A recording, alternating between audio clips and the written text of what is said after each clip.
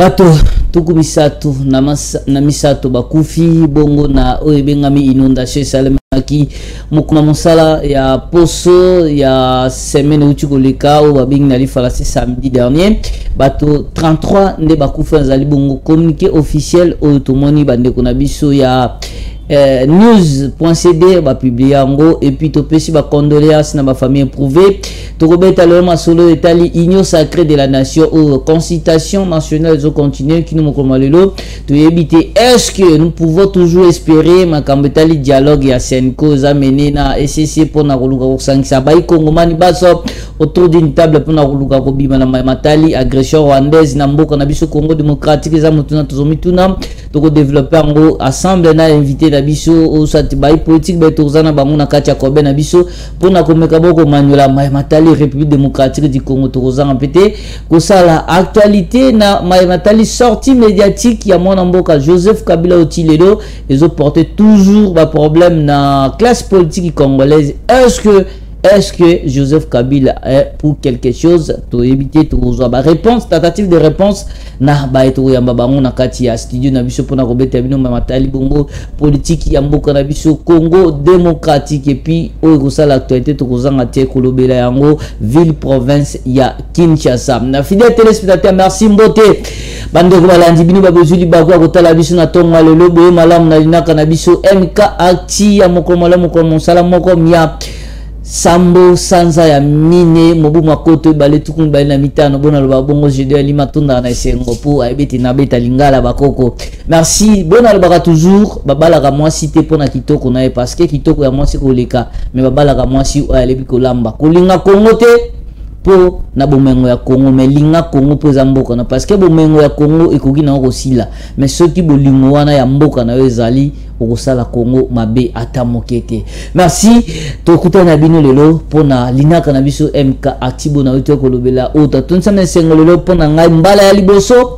ya koyamba pona bino mwana mboka Maître Joe Mukuna ozali bongo coordonnateur ya Softa Ozali bongo soutien à Félix Tshisekedi pour l'alternance et puis Azali en même temps secrétaire exécutif des partis politiques alliés de l'IDPS et puis Azali communicateur ya union sacrée au Azali bongo parmi moko ya ba mandataire public ya mboka na biso Congo démocratique na yende to ko manuela pe to ko beta masolo na matali makambo maiko lekana na mboka na biso Congo démocratique mwana mboka Maître Joe Mukuna. Bonjour et puis boy malam na linaka biso MK acti ya mko malela.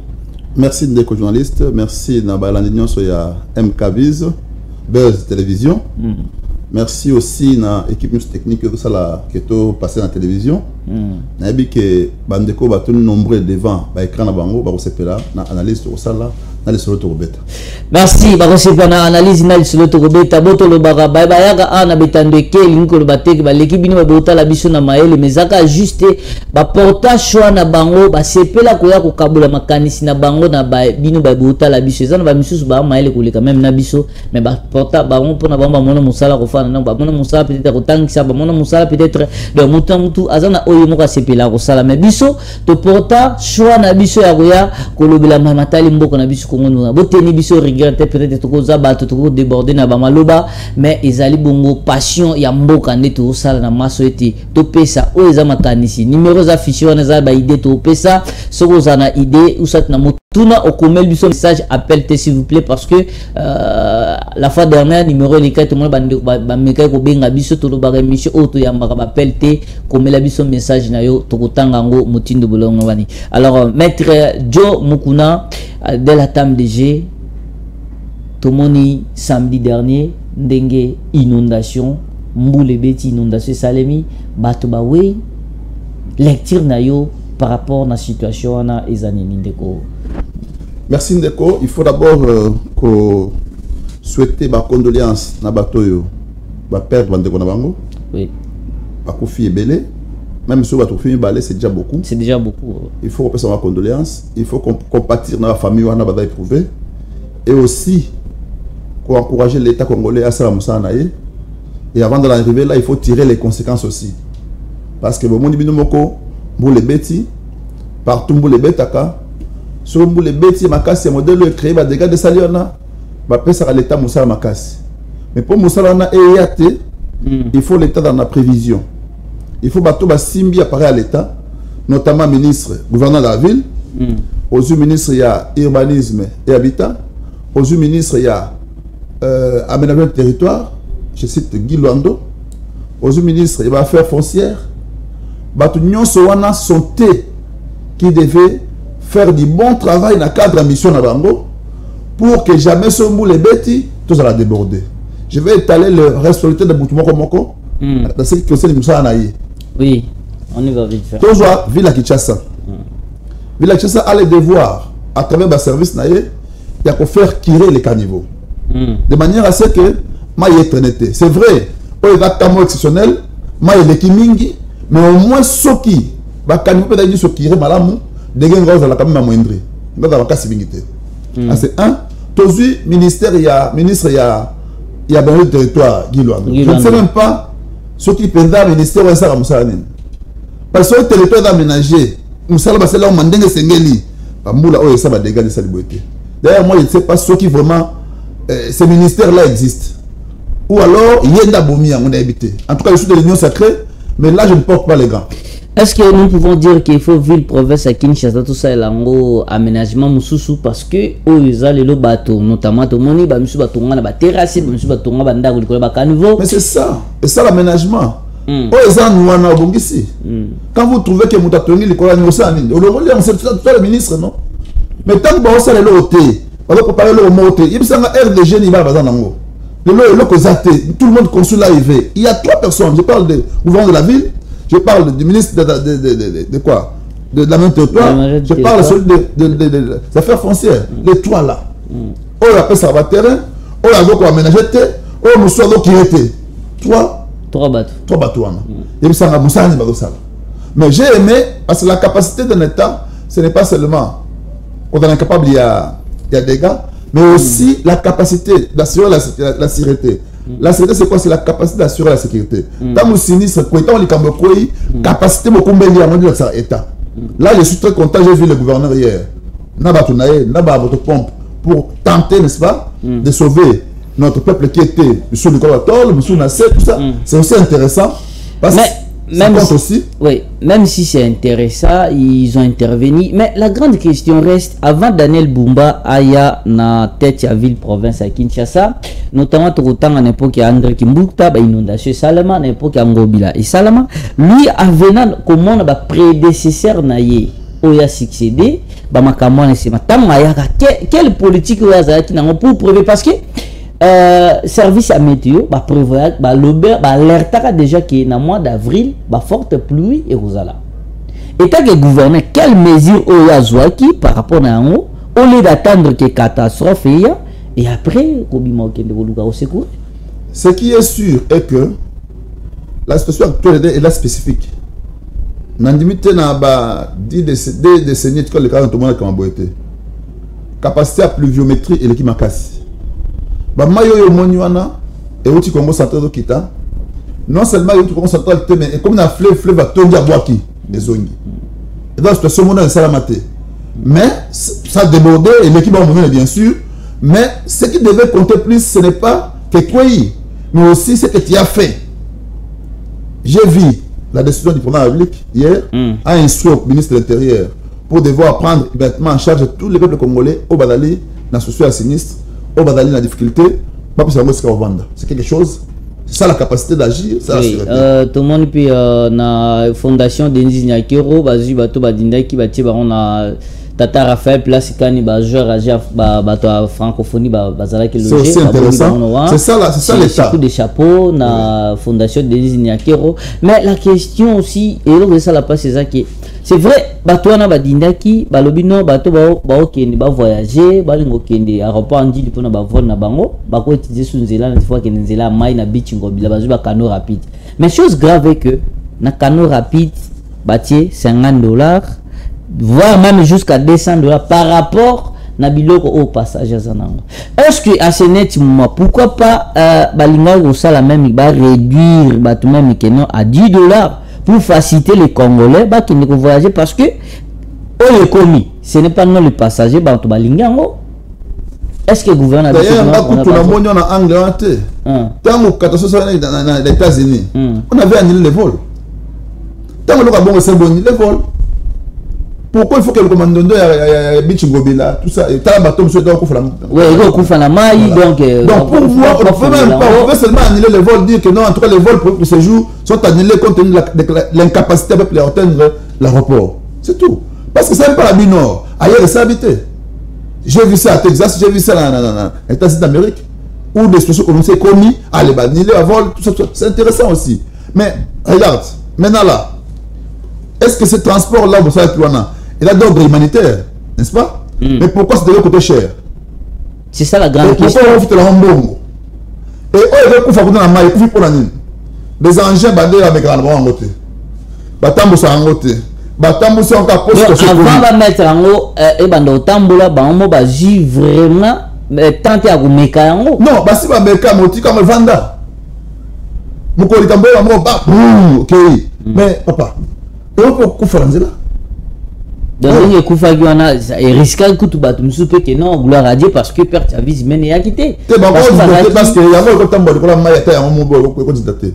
Non, non le bas, moi les ana battu sur az bato basomo. Tant que yoki gelo gane baby bato puis ba ofo mira ba congolais ani na ba congolais na kopona bango te ngana zo voyager na moni ke elo gande ma islami ceux qui n'a reporté voyage écouter ngani il y a des voyages il faut non il y a des voyages mais situation aux anango beaucoup perdre de vie de toute façon bato voyage peuple la biso o ba voyager to belé o ba voyager muké n'est-ce pas mais tant que dans le mot voyager tout pour monter au tala yo donc en comparaison avec notre $200 nous devons occuper donc là il y a $200 voilà or sur un voyage qui a voyagé les voyageurs lobby il paiera $50 je pas il y a deux il y a pénalité donc là aussi il y a un problème mais au moins ce transport ne devait pas coûter d'être gratuit parce que j'ai suivi moi-même le VPM de transport, qui avait dit il a mis à disposition des voyageurs ces moyens de transport. Mais est-ce que ça devait être payé? Je vois même jusqu'à $200. Non, mais ça c'est un crime. Sur crime. Vous n'avez pas facilité le Congolais, n'est-ce pas? À vivre dans de bonnes conditions.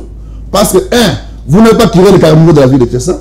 2, vous n'avez pas aménagé la ville avec Guy Luando.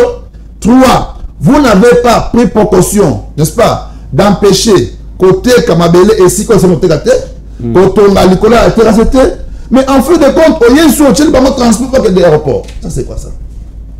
En tout cas, peuple a cité ma casse. Quand je parle, j'exprime ce que je plaît. Mais dis, il souffle à l'oreille. Donc, moi je pense, le quoi toquer dans le dialogue, toquer dans la consultation, ministre aménagement du territoire, pas donc ça a été. Merci fidèles téléspectateurs. Exactement, clin d'œil par rapport na les cas na ville province à Kinshasa depuis samedi. Automona qui inondation na Mupanzi ya ouest ya province à Kinshasa notamment Njili kozwa Njili Sele koleka côté na par rapport na pont ya Njili oyo mai débordaki et dindisi batu bakufi bandako biloko kei tout ça MKBS na magazine na MKT ils ont présenté ba sincères condoléances na famille oyo baza éprouvé. Merci mon amboka maître Joe Mukuna pour la prise de parole à Liboso par rapport à la thématique na biso tali bongo inondation puis na ville province à Kinshasa. Donc quand asiko na moboko ya magazine na biso otozo lobela consultation nationale.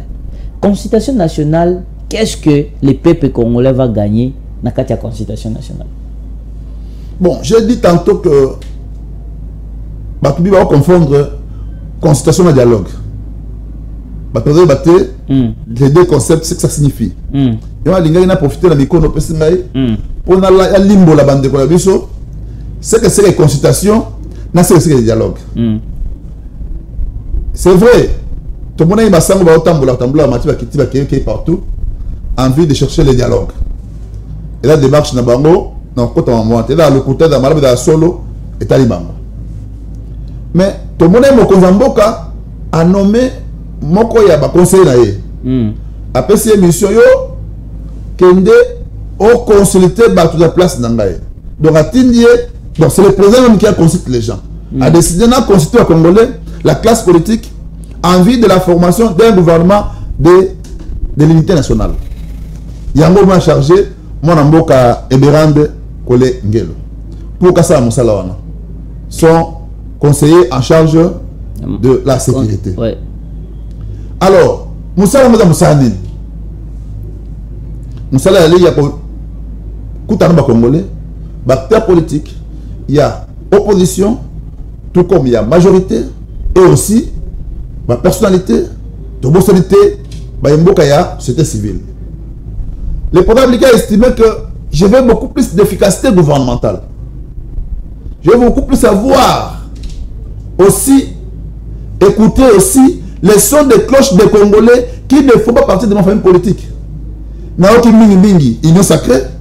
Naoki ba ministre Union Sacrée Mingi. Nangi pela yoka o ba libanda Union Sacrée. Ensemble to cogité.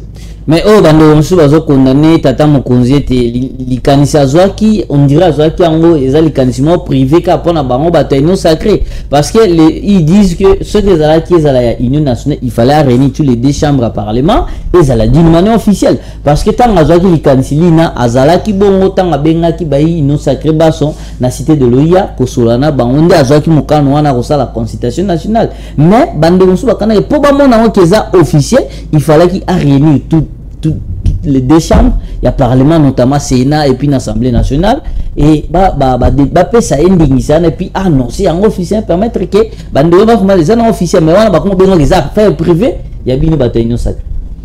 Union sacrée d'Aman. Mon conseiller sur Kenan, il y a beaucoup de vérité. Il y a beaucoup de conseillers union sacrée. Il y a des moutons comme union sacrée. Il y a des colons députés à majoritaire y dans un sous-député à peuple était hein. Non, il y a peuple non. Dans la Constitution Bénin, les partis majoritaires à l'Assemblée nationale et dans sa gouvernement. Et les partis majoritaires sont autour de quoi? Autour de l'Union sacrée. Dans la FCK là. Et là, il a posé un les chefs de Wango. Alors, tant qu'on a décidé qu'il y a, bon, il a d'ailleurs décidé parce qu'il a réuni au départ les bureaux assemblés. À Solana Bango, à Solana, le chef d'office, il y a chef, il y a la session, il y a Sénat, il y a l'Assemblée nationale. Avec ça, ils vont se le bango. Na Kamoul est qui vont se le qui va décision. Avec ce bidon. Pour des raisons d'efficacité, je voudrais aussi avoir étendre les champs jusqu'en dehors de nous ici pour prendre les efficacités, pour prendre les hommes forts qui peuvent aider la nation. Parce que la nation se trouve être dans une situation exceptionnelle. Tu as dit la temps ordinaire, tu es dans la mission. Non, le pays ne peut pas être agressé. Côté Moussou Soupé, les alliés, côté tout ça. Ah bien non, il faut notre valeur d'Akuna. La valeur, on a cause parce que, en principe, le discours qu'il y a à consulter, c'est un discours qui a un auditoire. L'auditoire, il y a ensemble la majorité. Pour leur dire, écoutez, cette fois-ci, dans le 38 ministres, on a dit ça. Dans notre outil, il y a une position 15. On a sauté civil, mais tous les Libanda. C'est tout. C'est ça la logique que j'ai tenté de pour nous convaincre que l'information, c'est l'information. Alors, au moment où consultation. Quand ils vont là-bas, ils donnent leur point de vue. On va pour oui, d'accord, on est pour ça parce que il faut. Est-ce que ces points de vue seront respectés? Soit carnet ou carnet, comment dit de charge, non, ça sera respecté parce que tout le monde qui notamment na union sacrée na gouvernement ya sans Malukonde tout le monde kota ga union sacrée tant babima lui que babima parce que le président de la République ba cahier de charges ba yakanango ba respecter ngote. Est-ce que on peut aussi la même chose? Non, les cahiers de charges individuels admettons que vous a 150 cahiers de charges. Même pas individuel, mais le regroupement politique. Prenez les cas, on a combien de regroupements? On peut compter ici, dans l'Union sacrée, environ 70 regroupements. Sans compter aux Alibanda. Sauf 50 ou 100 cahiers de charges. Parce qu'on a opposé les uns des autres, non? On prend l'essentiel des questions qui se trouvent dans chaque cahier de charges. Par exemple, pour le problème, il y a insécurité, il y a posant. Nathalie qui est la question dominante. Tous les motos, tu en as mis ça. Mais tous les unions se poser. Ils vont s'entrecroiser. Donc ça veut dire que, au moins, moyen où il y a intention, tout va satisfaire dans la ligne. Après la sortie, il y a les consultants, tant que tu as un discours. Babadissou, on l'a dit après, comme on a baron Nyonso, il a dans le sens d'encourager les projets du chef de l'État. Qui veut que nous puissions étendre les champs jusqu'à ailleurs. C'est vrai, les politiciens sont des choses de gourmands, qui veulent toujours mais j'ai dit au chef de l'État, par ton micro ici, qu'il fasse très attention, qu'il respecte l'engagement qu'il a pour le peuple congolais de consulter et d'aller aussi ailleurs, en vue de l'efficacité gouvernementale. Parce que c'est le monté. Soit on a un aménagement, zéro. Aussi, affaire foncière, zéro. Aussi, il y a l'éducation, zéro. Aussi, il y a tout le temps, ça zéro. Est-ce que ça m'a par rapport à l'éducation? Tant que tu bandit, gâteau de l'enseignement en 2020, ça a coïncidé maintenant avec la Covid-19. Tu as vu comment cette gâteau était pris en charge? Et aucun rond n'était payé malgré les tumultes. Mais aujourd'hui, il y a gratuité, ça va détourner. Non! Ça détourne pas bien, il y a un bon moment. Détourné. Tant que je vais à la justice, après quitter. Il y a trop d'histoires qui se passent. Non, mais est-ce que bon moment de Maki? Ça le problème parce qu'il y a tout, il y a beaucoup de choses. Moi je sais que Willy Bakoma a été arrêté dans la ville pour être trouvé avec 14 000 $. Mais il est monté dans moi. Ah, ça monsieur, allez, acquittement. À mon niveau, 14 000 $, si on peut diviser par 2. Ça fait la grâce présidentielle. Non, c'était erreur matérielle. C'était acquittement. Le ministre de la Justice à l'époque, non, soit erreur matérielle, c'était acquittement. Montabini na boloko. Erreur technique, pardon. Si quoi, na boloko. Alors, total que t'as la modèle t'as Simba qui gâteau d'enseignement. À l'époque, tout le monde a l'école catholique, beaucoup de foot minerval. Mais aujourd'hui, seulement on entend dans la catholique, dans vos bottes, quand on soit là, qui est vérifié, il paye les minerval. Et il faut le donc, ministre Oadawana, alors saboter les chefs de l'État. C'est pourquoi moi, à mon avis, je vais comment comme ça. Ah, mais oui, il y a pour la Congo, pour la Moussa, il y a ça qui n'y. La Moussa, il y a ça qui n'y. La Moussa, il y a tout le monde qui est dans la mais on a fait le bon côté. Mais pourquoi on va pas savoir que la catholique? Tout en sérieux. Merci. Mais on dirait qu'il y a trop d'envoûtement. Dans le ministre, on doit voter toujours la Konzamboka. Dans le monde. On peut aussi le côté. Dans la case à des envoûtements. Non. Dans ça analyse. Non, tout n'a pas mis. Dans ça analyse. Dans la vidéo, soit notre éducation, éducation. Aujourd'hui, que peut avoir votre peuple là, c'est pas la ligne. Parce que gâteau, il y a projet numéro un abisso. Projet fort, il y a Union sacrée. Il y a du bout dans maille. Tous sont dans la constitution. Donc, il y a la constitution. Donc, il y a l'aménagement de territoire. Aujourd'hui, on peut se dire que nous avons un ministre d'aménagement. Ou bien aussi. Ah, vous savez, je suis de l'Union sacrée. Et ces propos n'engagent que moi. Je suis appelé aussi à analyser, à critiquer. Comment voulez-vous qu'on parle toujours d'aménagement de territoire, même territoire? Mais territoire au contenu en Koufa. On a vu sur la fête, il va être ainsi qu'à territoire qui a aménagé exacté. Il y a. Il urbanise les habitants. Non, il y a fonction, affaire foncière. Qu'on a déjà sorcellerie, on a monté. Oh, mais sorcellerie. Mais la sorcellerie, papa, nous allons continuer à voter comme un petit et si on terrasse ces années. Si on était au moins en ça qui nous casse. Au moins, il y a un angélé. Ce qui plaît au développement dans le quartier qui est bon, c'est parce que chez Kina Tabernacle, à quel autre on a n'a pas essayé de l'État. L'État n'a ministre des Affaires foncières. Bon, on s'est allé ici quand on a. Après, ici, quand on a la constatation, bon, non, ici. Ah non. Mais tout ça marche. Tout ça marche. Le problème est avant, chez Kina Batomaka, avant même Tata Mokonzi, Félix Antoine Tshisekedi a comment la pouvoir. Tant qu'il y a continué à pouvoir, na ba ministre nyonso ba lekani na affaires foncières. Ba monate que chez Kina za likolo ya ba ba ministre ba lekani na ta ministre to na ye. L'État, la affaire de l'État continue. Ce que yo écoute loko oyo et ça mari na ba condition régulière té. Yo ça ni. On peut retirer.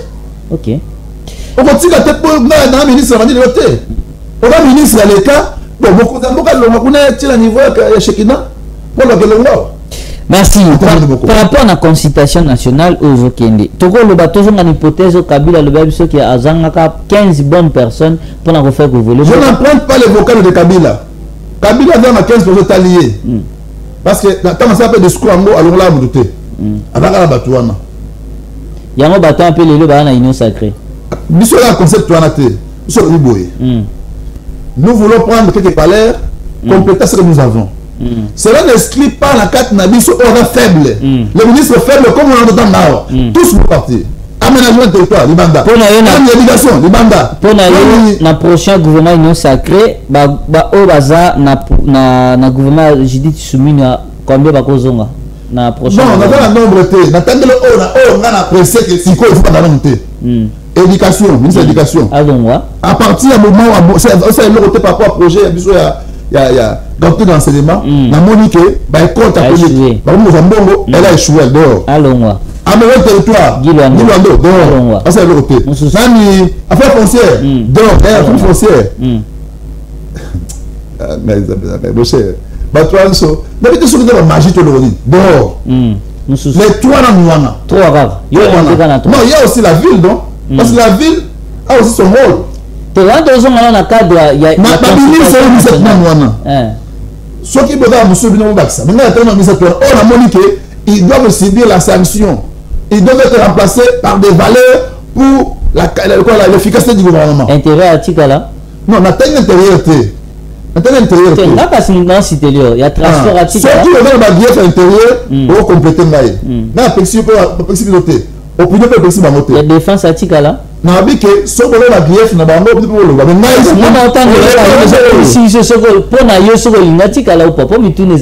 non, ça tel cas a été. Non, tel cas a été. Il y a intérêt à tel cas a été. Il y a défense à tel cas a été. Défense à tel cas a été. Nazu, Kato, il dit ça toi. Moi, on a vu ses occupés. Ils ont sous-direction là-bas. Justement, ce que tu as examiné à l'intérieur, c'est quoi? Tu as examiné, on a prompté. Non, on a examiné à côté. Non, on a examiné, il y a mis ça toi. Aménagement territoire, éducation, affaires foncières. Donc, dans l'éducation, on a bâti ici, le ministre Willy Bakonga Tchaïwana. Parce que nous avions un projet.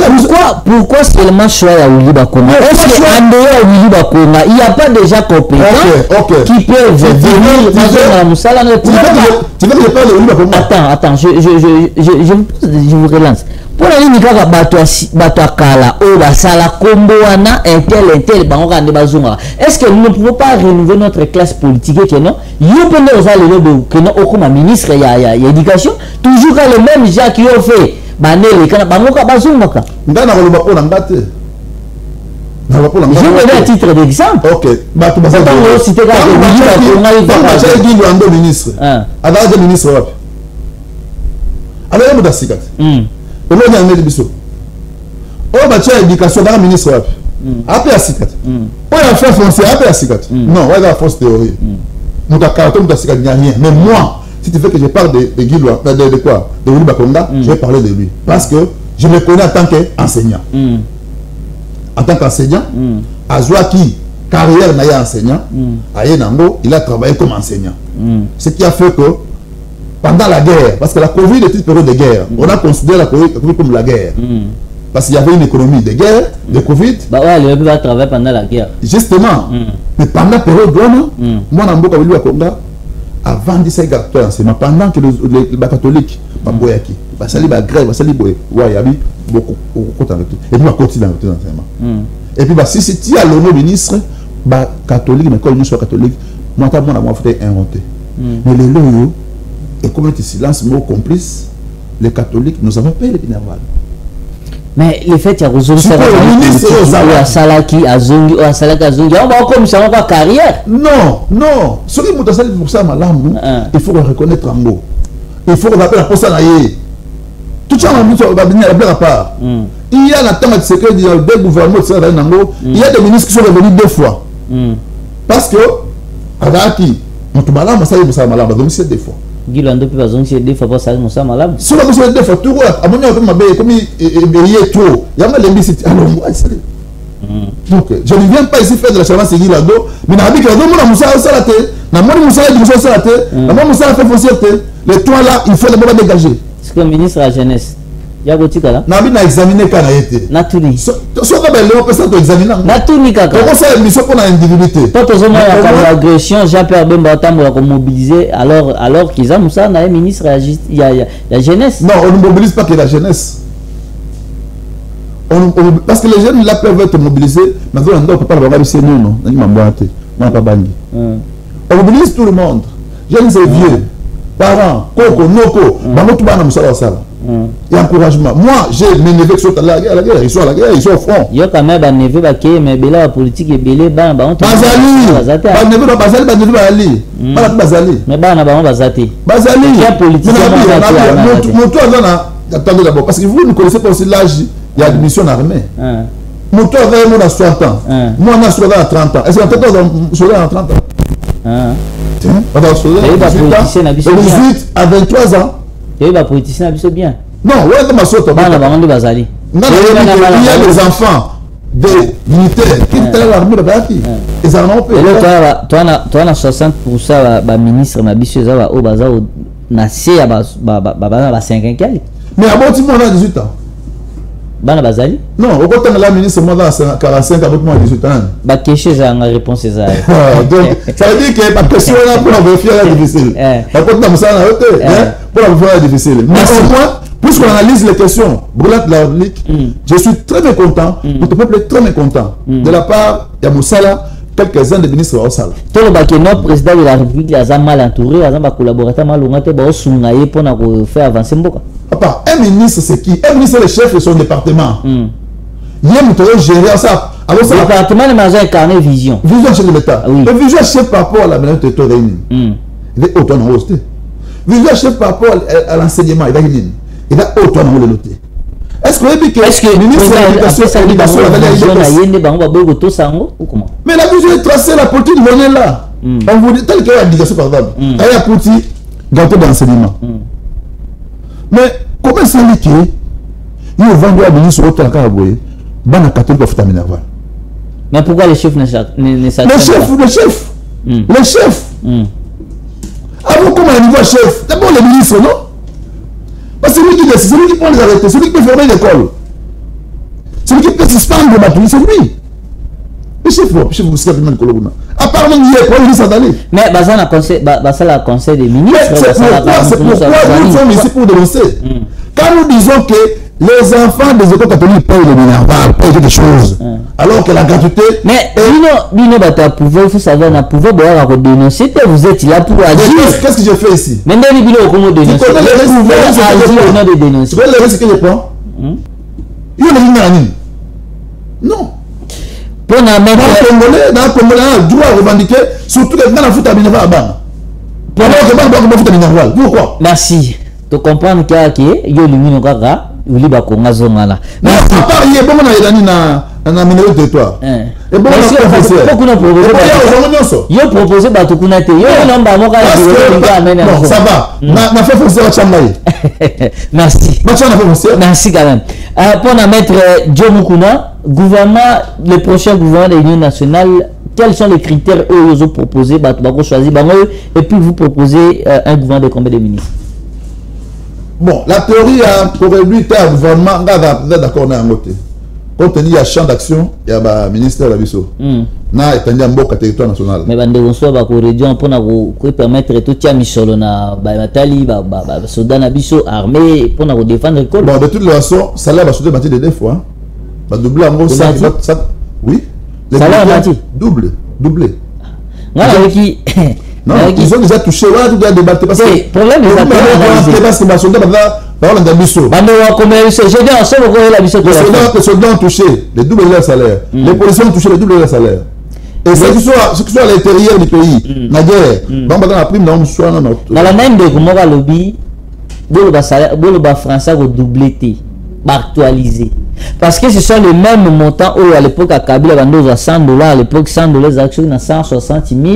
Mais le lot de Tika, il faut à 160 000. Mais beaucoup de commissions à 214, c'est-à-dire que les gens qui ont actualisé par rapport à taux de jus à dollars. De quoi éviter, dans la histoire, les salaires, il y a des policiers, il y a qui, entre moyenne, il y a qui 200, 70 000 en moyenne. Hein? C'est-à-dire un adjudant, ainsi de suite.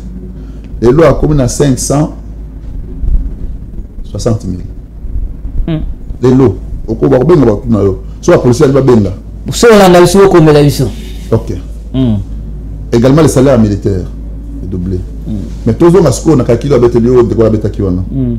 tant Kabila qui a un soldat dans salaire, il y a $80. Équivalent à 120 000, 30 000 francs congolais. Mais dollars, il y a 160 000. Donc $80. Il serait d'ailleurs, à la commission, on a 270 000. Voilà, $100. Si tu l'as avec $100, il va doubler comme $200. Tout le monde a $. $80 à $200, il va calculer. Oh, 80 ou $200. Est-ce qu'il faut faire un débat là-dessus? Est-ce que pour la salaire, il y a soldats ou il y a défendre il a fallu tout comme dans la situation tout comme notamment parti il y a Est Nabiso Goma Bukavu Nord Kivu et les autres occupés dans l'état de mon canard au salaire il y a comment ça sort il y a soldats donc on a perçu pas tomber Mboka et puis le quoi ndengwa na beda Mbongote parce que les salaires on va dire encore à ton va ton salaire matité. Et là d'abord mais la député la ministre Matarande Balingue hein. Bon on a l'information on a parce que c'est là le ministre est bien noté la députée est bien noté. Pourquoi toi est bien noté? Mais ça il faut les journalistes oui sanga il va combien na yo donner l'information. Yo no lobi que ngana éviter. Non so lobi on la na lobi que toi il va se matin mu koni nikita mu koni. Ngana yebi que les salaires pour matin et va fonctionnaire et c'est maka au départ na budget et de la prévu. L'année passée, le budget de l'armée a été augmenté. Et comme il va 2 à 3 milliards. C'est ça l'impact, non? Comme on a exécuté cette année, au mois de mars, c'est ça l'impact qu'il y a sur les salaires. Donc, le salaire va être au vendeur matière. Il faut l'État à le budget. Après, il faut abattre. Merci Zona Moutounanga par rapport au gouvernement au prochain gouvernement il y a Union nationale. Vous pouvez gouvernement il y a combien de membres et quels sont les critères? Oui, c'est le maître Joe Mukuna. Nalbaye que pour Nangai batu dolba que elle a réduit mais natala peut taille ya mbora biso na biso na ba charte ya nango et donc moi difficile à réduire en tati na ba 35. Bon, pour moi s'il faut c'est difficile, il y a beaucoup de départements, il y a beaucoup à faire. Si nous sommes en cas de Kemingi, d'abord nous sommes aussi censés maintenir les droits de l'homme. Les droits de l'homme veut quoi? Donc ça veut dire que le gouvernement, à la limite, surtout de Kitsango, c'est 45 ministres. C'est combien? Maître Dieu Mukuna. Ministère local il y a EPST na ce qui y a nini il y a professionnel comment ça s'appelle technique professionnel technique professionnel et technique par contre ça un ministère non mais on est parti de là non tout est wana tout le monde parce qu'il y avait des difficultés mais tu trouver des experts moi dis pas tu vas le balancer là de la personne je l'expert banda yo ka ba expert ba expert mon que ministère wana technique attends notre question une question moi les lots sous la 5 stop ça 10 000 mensonges à ça va dater. Tu comprends ça? Mais si on est en Chine, c'est 150 000 mensonges à pression maman. Mais ça fait du gouvernement la bise. Non, mais c'est là bon, c'est à travers le ministère il y a pétantique na numérique. Bah ça ça monte. Non, toi que non moko. Qu'est-ce qu'on a? L'éducation. Non, il faut le matière dans la carte. Pour l'éducation na technique. Sur le tient aussi Kamoko, tant que Monique non, nous sommes en train de freiner la technique parce que là où Batouba, ça va beaucoup. Tout ça un avantage. Il n'y a pas Kabola qui a un mot. Mais ce que vous voyez, les fous nous vendent, tout comme ça. Non, non. C'est sûr que vous travaillez. Si on peut réduire, ça sera à 45 ministères. Comme on a 30 au 4. Bando musu union sacrée balekana to yamba on a plateau pendant ba proposition bi que non toujours ngaka gouvernement le quoi on a 26 provinces 26 membres ya gouvernement sacrée. Est-ce que pendant ba bi que chaque province est représentée à Mutumoko parce que nous sommes dans la situation il y a guerre tout ça il faut te réduire le train de vie il y a des institutions pour permettre que te préparer parce que le Rwanda Togo longa mais qu'est-ce qui empêche le voisin mususu abima. Non, pour nous réduire le train de vie, pour nous économiser le bongo, et t'as qu'à réduire le ministère. Ce ministère va 20 $, donc il tient à 10 000, c'est plus rapide. Au titre qui va ça, on diminue le salaire. Ce n'est pas seulement il faut réduire le ministère. Moi je sais ce que c'est qu'un ministère, parce que j'ai déjà travaillé là-bas. Le ministère de Akuna, tout là. Et soit on réduit, c'est aussi compliqué. Donc il y a des experts qui ont travaillé là-dessus. Il est difficile de pouvoir penser un seul instant que tu causes un amour dit. En 1960, on avait à peine 25 millions d'habitants. On avait 30 ministres. Le Lobo, on a 100 millions d'habitants. Parce que le ministère associé à la gestion du personnel, non?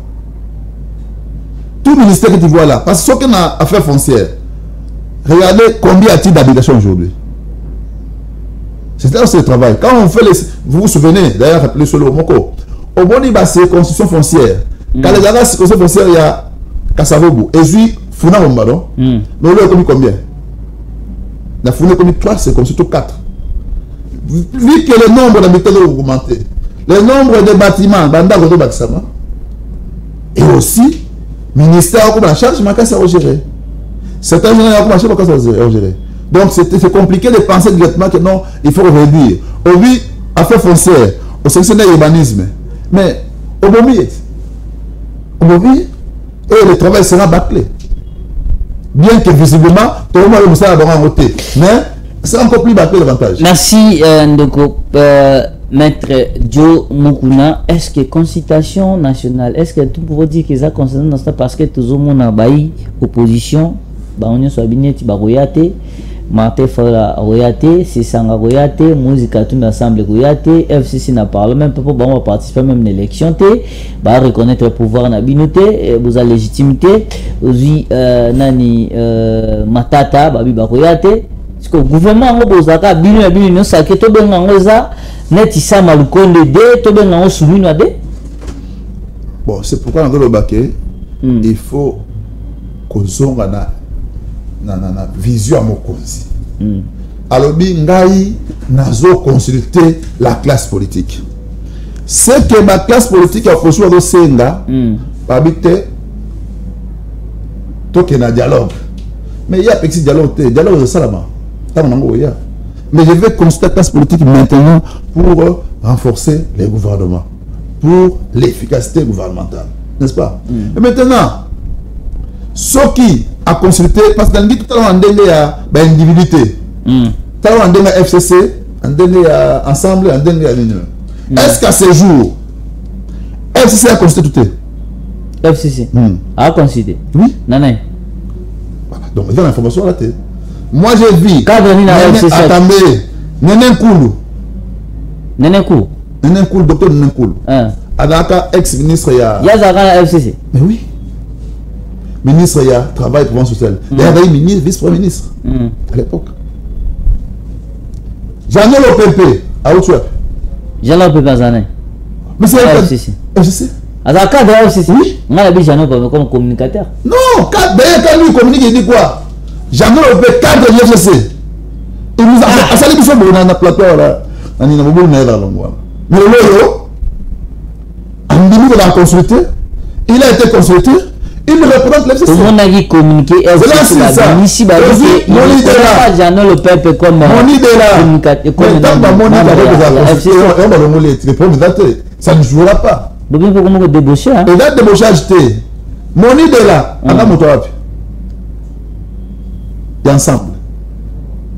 Ensemble, il a constaté. Et l'homme au monde a quelques titres encore. Ne voyez pas, depuis tout le monde, il m'a dit que le ministre a ça raté. Si on a Kabila, le ministre, il y a tourisme, il ça raté. Vous allez voir ça. Et il y a un baillé. Donc vous êtes tranquille. Donc le monde a déjà. Consultez, puis tout est OK. Le président a lancé un cri d'alarme. Il a appelé les Congolais et puis de bonne foi, venez pour me renforcer en vue de l'efficacité gouvernementale. Ces Congolais qui ont écouté, notamment Madame Docteur Koulou, Nene Koulou, est venu, Jean-Noël Obepé est venu, Moni Dela est venu, la liste est tellement longue que je ne saurais pas tout citer ici. Tout cela vont participer dans la consultation de Bango et puis côté du gouvernement. Bateau Bino Bossé peut la vailler, ou va partir, on va reconnaître Bango Souti. À part, mais là, dans un Congo bizarre. So, mon gars, cette chaîne a bien dit que ça va être vachement beau. Ah, bah, l'ongolio. L'ongolio, Congo biz. Au sein de Congo biz, sauté. Au sein de MK biz, ça, la cause la personnelle MK biz qui c'est, ils ont peut-être, au Babi qui est beaucoup nous en a vu, nous ramasser des ballons. Ce que nous visons, c'est quoi? Nous visons l'efficacité. Si dans cette personne-là, on voit la contribution avec le gouvernement pour l'emploi qui est Liboso, on acclame. Je te dis. Tu connais AG Matembo. Il est où? Il rend service à l'État à travers la CENI. Mais en son temps, quand il était désigné pour aller à la CENI, laisse Balongola qui paye. Tout le monde y est à la FRT. Oebi Manara. Didier Manara. Voilà. Il est à la CENI. Bon, mais c'est la même chose. C'est l'habitude. Puis sur le monte, tu as dit que. Il n'est pas le peuple de Longla. Batibala, Banabulonga. Mais tu vas être débauché à Zua, tu es pour nous. Ah, il y a des gens débauchés. Il y a des gens Nous, on ne débauche pas. Nous, on a demandé, venez aider la République. Si on va si on merci, maître Papi, maître Joe Mukuna. Oh, tous allés na plateau, alors tout qui est petit à petit vers fin, il y a magazine abisso MK Acti à Mukumalelo.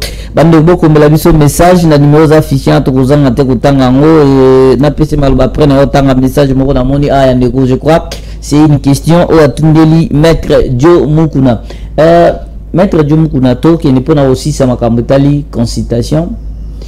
Est-ce que consultation au Mukunzambo Katié na dialogue à Senko, nous pouvons dire que au Bakino al Babeti Senko 12 parce que bande de nous ça d'accord na démarche il y a épiscopo notamment bato ya ECC. Bon, soy mutalo bo Babeti 12 peut-être dans l'actualité madame. Au mois de mars de l'année passée, le programme appliqué était en soins à l'étranger. Quand il sort, il annonçait déjà quoi? Le changement du gouvernement. Le remaniement. Il avait annoncé ça. Ce n'est que maintenant, il ne s'est pas écarté totalement de la vision de changer le gouvernement. Mais il a pensé que non, il faut aussi prendre d'autres valeurs pour la cohésion nationale. Mais, Soba Bengi Yoyaka, Oboy Koya, on prendra au bazar, au bazar disponible. C'est pourquoi j'en appelle donc à tous les Congolais qui sont dans l'opposition, société civile, ainsi de suite, et pris de bonne foi, disponibles pour aider la République, de venir se faire consulter en vue d'intégrer le gouvernement. C'est vrai, même si tous ces gens-là venaient, tout le monde n'entrait pas dans le gouvernement, ça va nous créer des maquets les gens. Est-ce que consultation au sous aussi au conseil gouvernement, ça veut dire crise à l'est ici parce que pendant le baquet, vaut mieux tout qu'un dialogue et permettre on réunit tout le monde autour d'une table, notamment Ananga et les autres, Ulingoma et les autres. Oh, baza causer crise le tout ça nango comme ça on se parle la vérité à face et permettre que ça mais lorsque si donc un gouvernement union nationale sans que bananga baza consulter baza écouter et vous pensez que crise en autre aussi ça mais c'est que la logique wana donc il monde chat dans le bango que non crise ici la somme par le gouvernement non quel est le rapport entre le gouvernement na consolant la rebelle. Donc les rebelles, quoi si ça veut tout, il faut avoir un gouvernement. Parce que le gouvernement au Tata Mukonza, le gouvernement de l'Union nationale, c'est juste pour faire face à cette agression. D'abord, il faut expliquer ce que c'est le gouvernement national. Le gouvernement national, c'est un gouvernement qui prend non seulement en compte du parti majoritaire, mais il va aussi puiser dans la minorité. Donc, à Zubato, dans la majorité, oda qui change à quelle la minorité oda libanda azubango ndebe na gouvernement national Le gouvernement de large union nationale.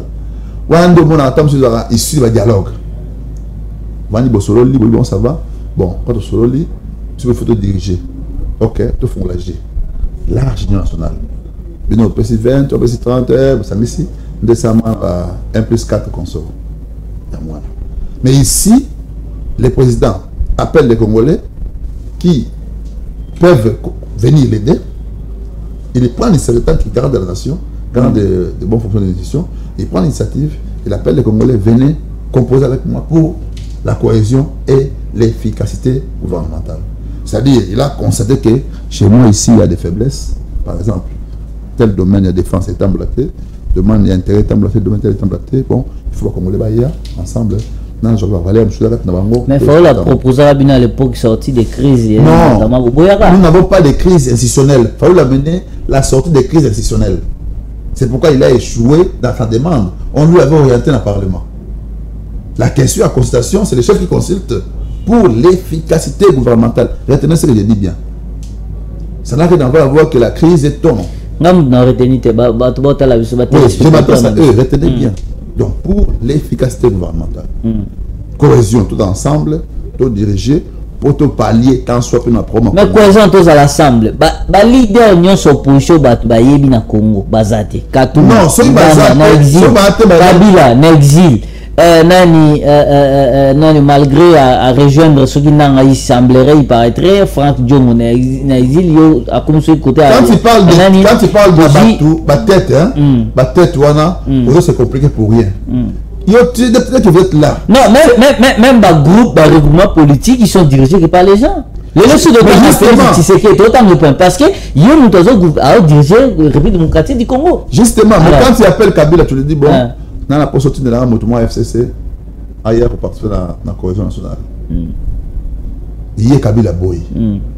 Mais quand tu contactes les gens, ils disent oh, pour Anya Boya, nous sommes là, nous pouvons partir. On va bloquer pour le pays, pour la Batouana, pour la Kabila. Et c'est la difficulté.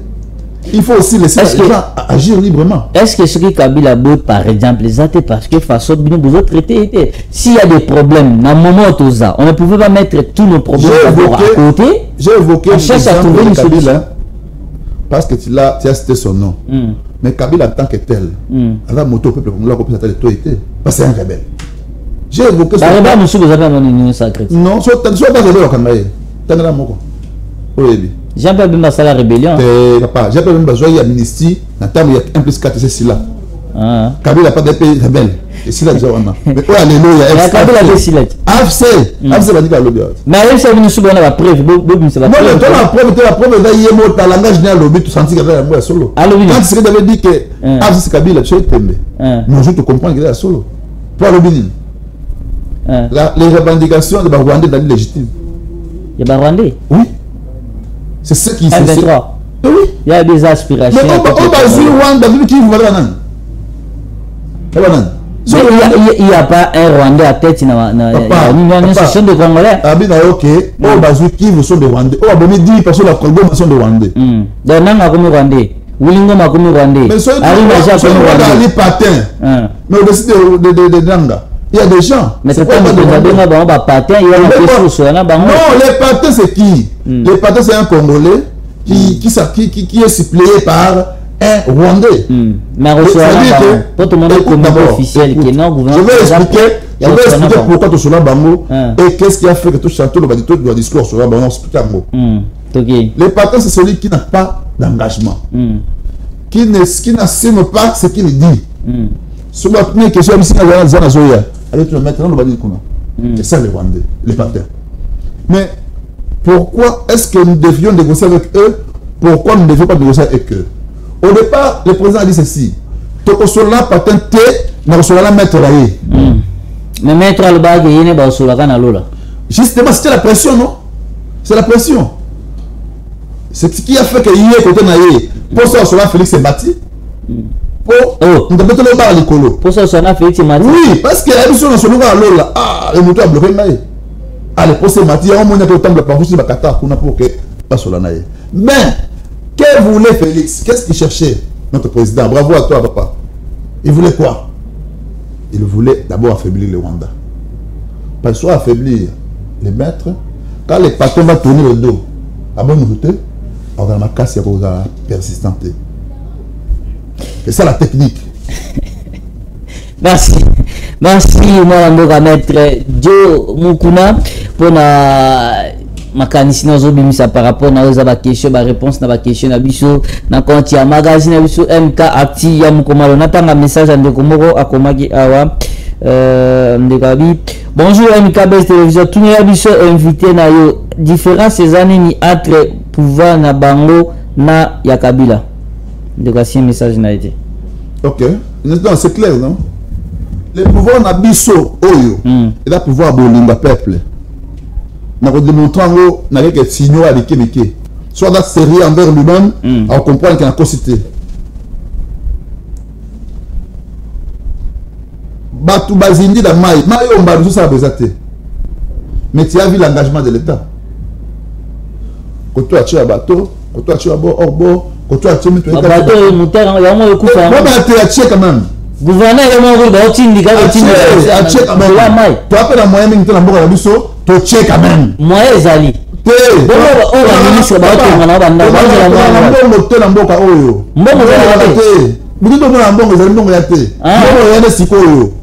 Parce que vous savez faire la salle, papa, Angola a déjà 50 milliards. Angola a déjà combien? Mais ça, volontaire, il y a bien une politique. Non, volontaire, tout le monde a une question. Surtout, il y a des d'impôts. Alors, en côté. Non, moi, je suis vendu. Du soir, vous foutez à moi, un peu, un petit peu. Mais le ministre va foutre à la tête. Non, vous dites avec la source. La source, vous l'avez déjà. Fonctionnaire, l'État, vous avez la source. Ça veut dire que. Tout le monde a dit je dis quoi, régie déjà, l'État n'a combien de millions? Oui, pas copier ça, on fout à tête. Je vais expliquer aussi que l'État me ça amalgame. Mais tant qu'on tombe la rue aux eaux, usine de traitement d'eau, il y a payé combien? Il y a des eaux. Bah, tomber les lembaïndo, bah, tu es kanchach. Bah, tu il y a payé combien? L'État relais partenaire, il y a quoi le boulot nyonso. De ça, quoi, il y a quoi fout à tête? Mais attends, foutu, le temps que tu as usine. Oh, maillot, tu as une usine. C'est faut que tu aies sérieux. Il n'y a pas pour qu'on ait un d'accord. Des fois, nous avons un de transport. Mais l'homme a moto payer $500. À juste $500 pour les gens, ils ont bien.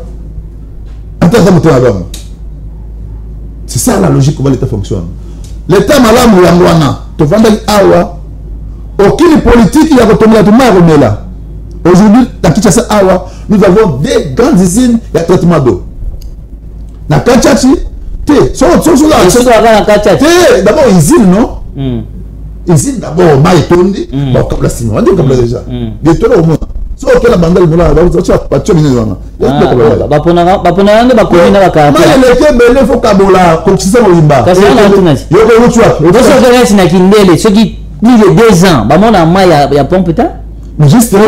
justement, qui il n'y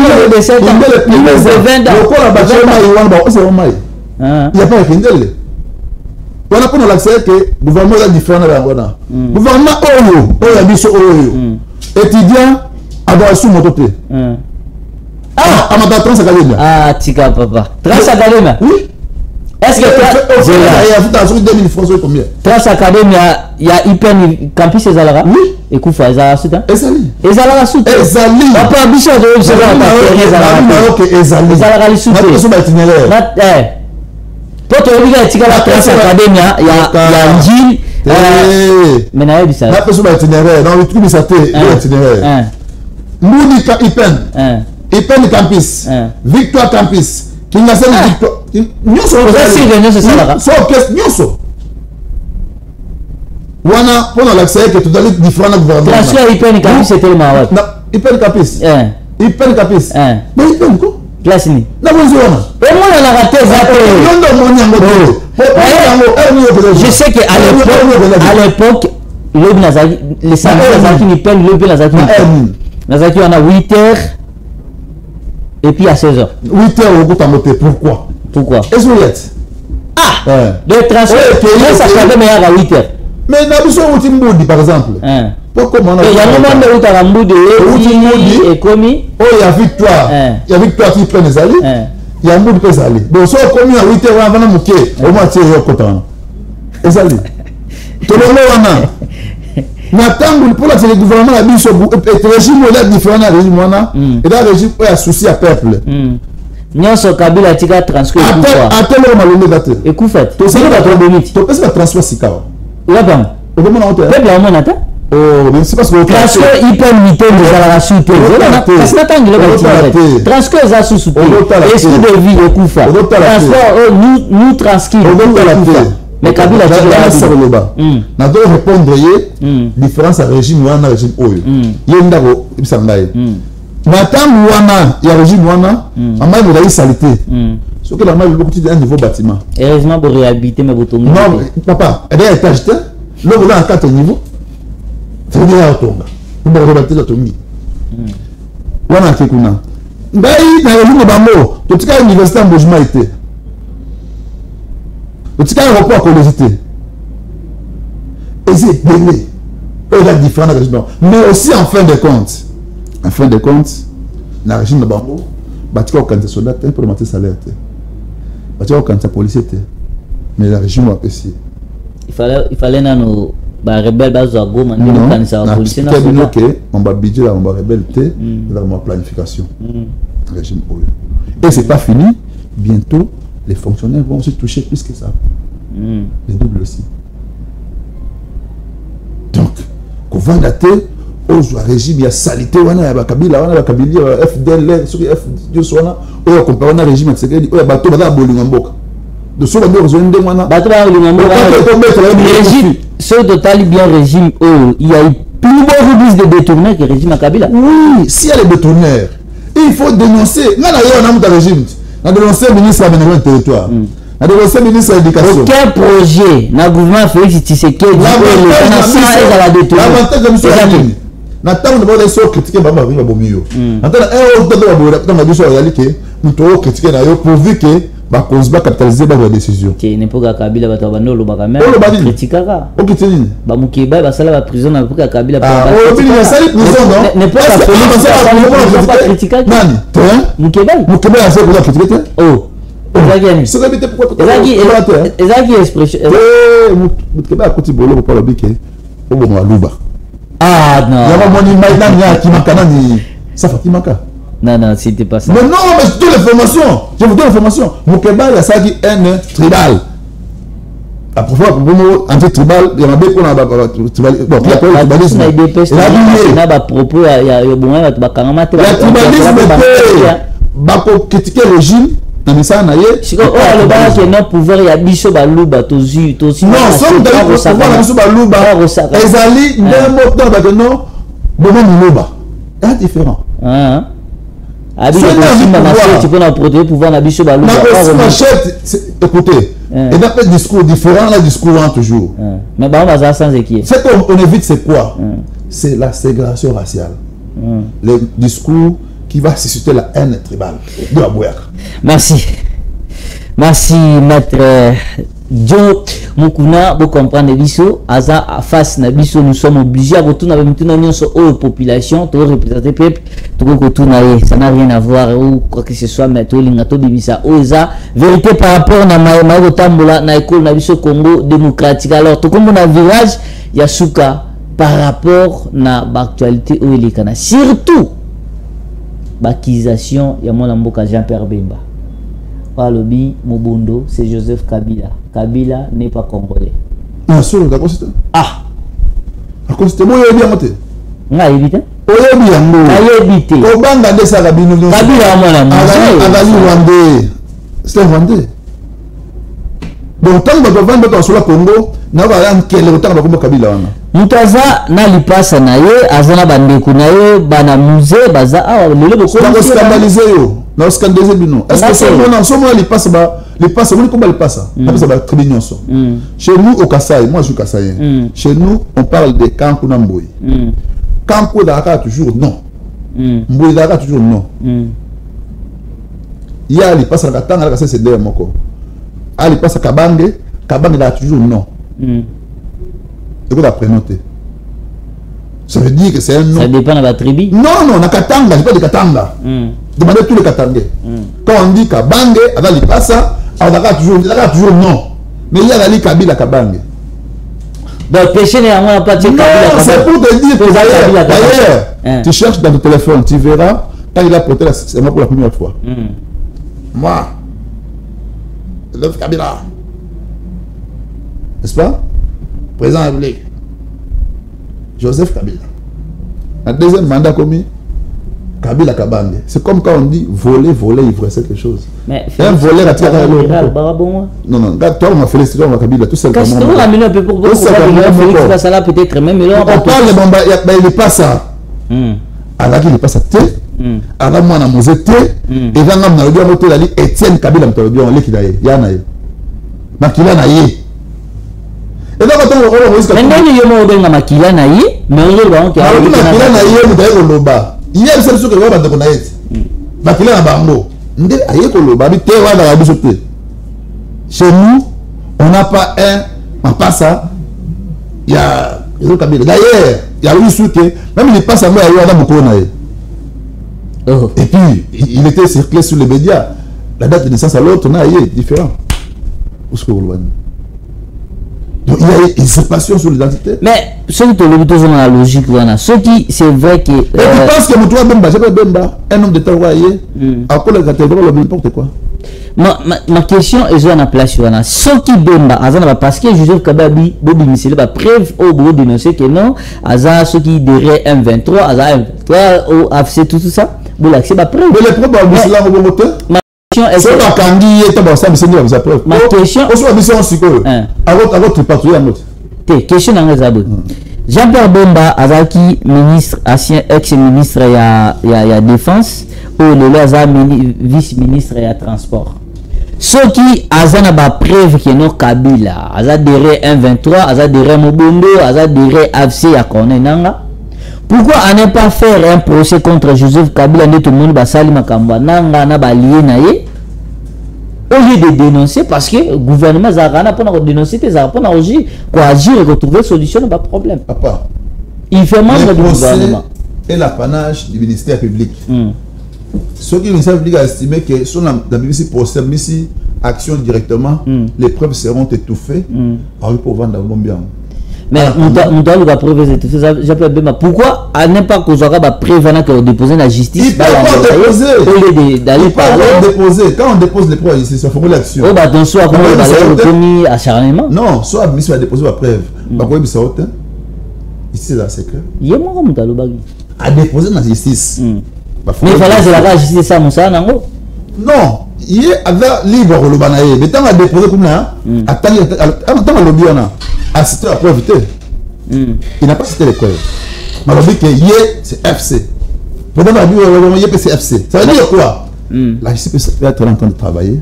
Mais seul Missi qui va poursuivre, il paye avec ses moyens financiers pour dissiper les preuves. Dans une vidéo dernièrement, il semblerait que chef moral Bawi que Mutaza numéro 1 à Mobondo, Botikoko c'est la Joseph Makambu que non derrière Mobondeza Joseph Kabila parce qu'à lobby pas la salle de formation. À l'école le a travaillé. Donc moi je ne veux pas entrer dans ces jeux là. Ça saute aux yeux que les jeunes avant moi que copie simité. Vous avez dit Kabila qui a la fraude. À qui m'a appris? Kabila qui m'a à quel moment la classe né?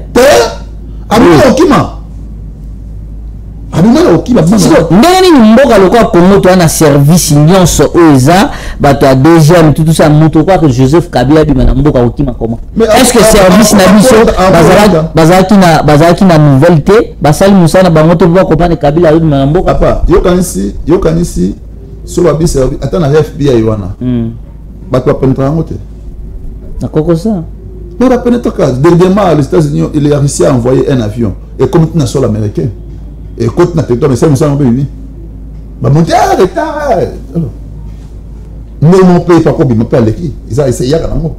Alors, on attend sur la télé, on va s'en bon, Monseigneur Ambo, le coopérer bien, PC, les avancements à la tienne.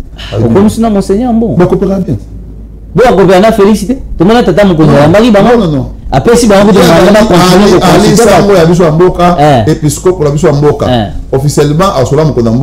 mais dans le langage, il n'est pas d'accord avec les chefs d'État. D'accord, comment? Il y a beaucoup de mutabi qui non, alors ça, moi, ceux qui va réunir, Congomani, va solo là. On a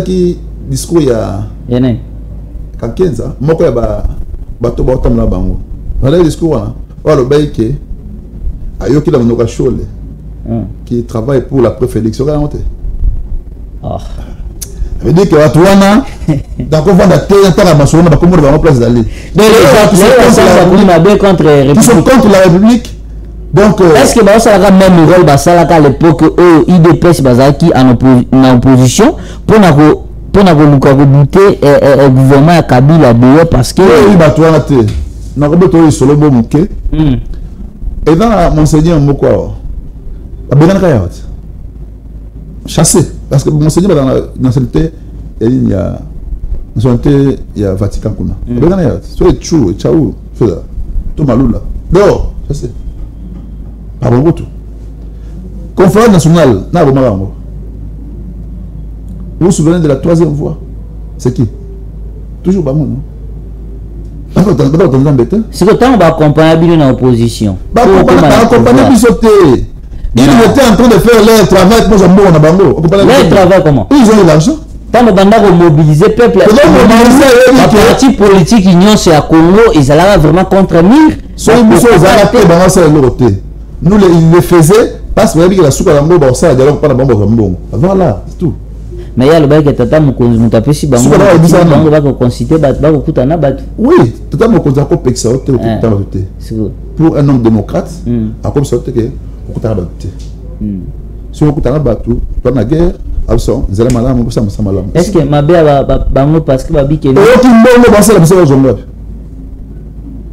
non vanda et pas né est-ce que nous avons preuve que nous avons bon bango nani alors nani sango nani muto mundo nani ya église nini yo ya protestant yo mutalo bit alors bien yabi que mboto za financement et d'autres na Rwanda et d'autres na Kenya et d'autres na Boy merci fidèles téléspectateurs merci bongo na opportunité et puis na hospitalité de pesa qui aime Kabez ati ya mokonga lelo to rappeler la bino que to yamba ki bongo mwana mboka maître Joe Mukuna Oyazali bongo coordonnateur il y a Softa, c'est-à-dire soutien à Félix Tshisekedi pour l'alternance et Azapi Bongo secrétaire exécutif, il y a parti politique allié de l'IDPS, communicateur union sacrée et en même temps mandataire public, il y a Mboka Nabiso Tozaki Nesengwa Koyambaye si c'est plateau pour la Komanula Matali Mboka. Alors, awa netukum nasuka maître Joe Mukuna moi le Libanais asuka pour tout kabana fidèle téléspectateur Nabiso. Et le gars sous que zali que on avait le bazali ngaité na lia kana peuple na vanda na peuple peuple azali maîtrise o nyokama o azindi lelo na mai celui to zindi pour aménager le territoire ça l'autre to zindi pour affaires foncières a échoué qui celui to zindi pour la ville n'a pas pris précaution alors au point de prendre les dispositions. À disposition. Na gouvernement ici à consultation. Ba ministère on attend wana. Ah donc c'est là on va gérer en côté. Pas battre, ba ko pesa échec. Celui na yé mo ba tuana ba makasi. Atinde ba hier mais biso to boyi, peuple la boyi ni mambwana. Mais to seni pe na ministère il y a éducation nationale au tu les motema au ya biso ya gâteau de l'enseignement au gâteau le koufi ban ba futa minerval bazong sanga bakonga pardon et comme il fait plus et comme fait pour mais au moins na moto yo yebité na diable o yebi donan diable o yebi parce que yo moto yebi a ça dit musala pour la fou nango donc c'est la papa pardon je sais pour moi mbali wana et puis là c'est moi mona banda qui fait la réalité au moins la santé pour garder la santé ok oui comment ça va dans le côté parce que la maternité la maternité bah tu toko pour en charge normal et on fait les et la bonne ça pour répondre le secteur on sait que non régime n'a plus soit différent régime on a dans combien d'hôpital faire le rappel gratuité à santé à maternité pour bébé et maman et c'est pas mal au moins condition il va travailler dans la condition on doit foutre bon gratuité ça. Oui, na condition on a. Parce que n'habite sur le bot micolo hein. Sur le bot micolo n'habite, mais sur le bot micolo. Peut-être bah faut bien voir la réunion sacrée. Non non non. Et d'ailleurs, un événement qui m'a fait bombo. Merci. A faut même bon à savante. Moi la vie normal. Et d'ailleurs. Au moment où on va dans la césarienne kala. Et là après quoi hein. Le moment ça les fort dans ma voix basse. Pour une attends cette césarienne je le côté. Merci, Maître Joe Mukuna, merci, Totonzo, merci, na honoré, na invitation d'abisso ya MK Arti à Mokomalelo, fidèle téléspectateur, à Netotier Litono, na Lina Kanabiso ya Mokomalelo, merci, na Baunion Sobatala Biso, merci, na Bino Peboza qui na moyen Kokomela Biso, peut-être ma coquille permettre tête, vous êtes disponible 24/24, Kokomela Biso pendant, avant, pendant, après, émission, message Rosala, bienvenue, merci, Tokuta Bino. Prochainement ceux qui t'attendent Zambé à Zomite. Merci Maître Mukuna pour répondre à l'invitation. Merci beaucoup. Là, on a pour la Moussa qui tombe au sein de la République. Merci. Ok. Au revoir.